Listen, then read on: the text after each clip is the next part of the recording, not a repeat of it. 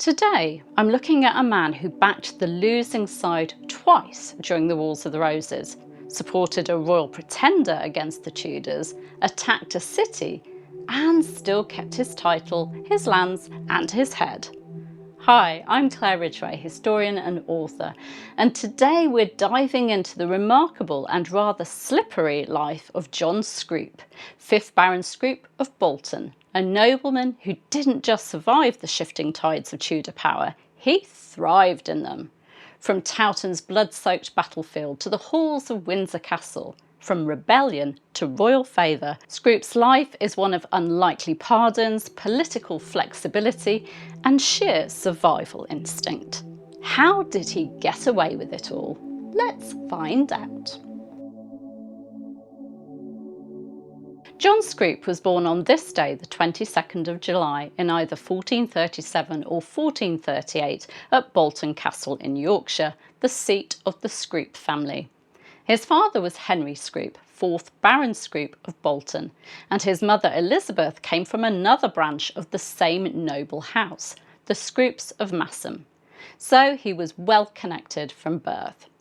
In the 1450s he married Joan Fitzhugh, a daughter of William Fitzhugh, 4th Baron Fitzhugh, a union that produced a son Henry who would one day carry on the Scrope title.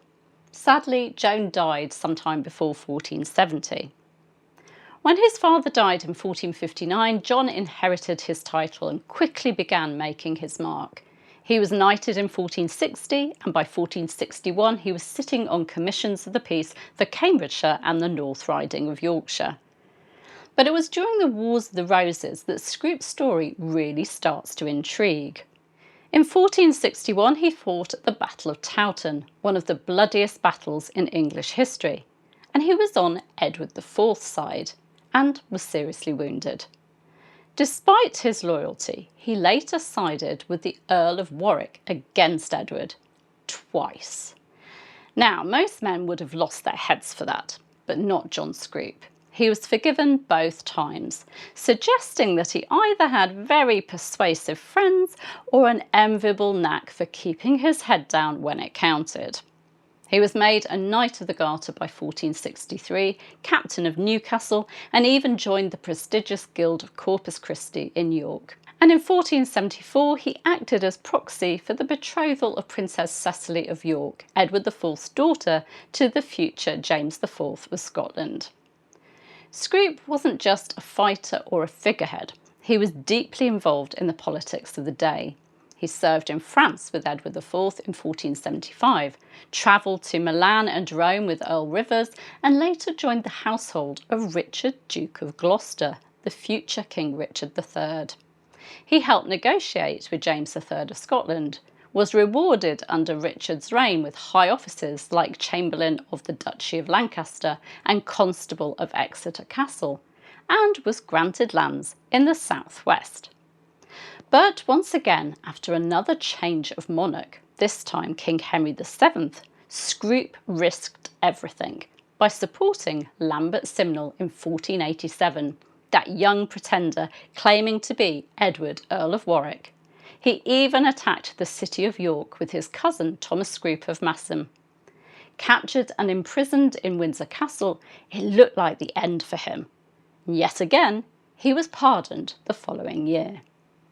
In 1492 he was back on the battlefield with Henry VII in France, and 5 years later he served under the Earl of Surrey at the siege of Norham Castle. John Scrope died on the 17th of August 1498, and his third wife Anne Harling died just a month later. He was survived by his son Henry, who became 6th Baron, and by his daughter Mary, who married Sir William Conyers of Hornby.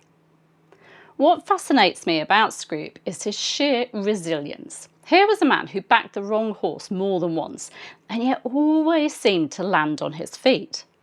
He was trusted by kings, sent on high-profile diplomatic missions, received royal pardons. He wasn't just a nobleman, he was a master of staying afloat in dangerous times.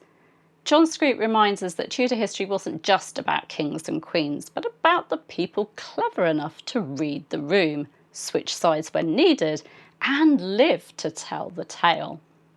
If you've heard of John Scrope before, do let me know in the comments. And if not, what do you think of his story? Was he just lucky? Was he savvy? Or was he simply too well connected to fall?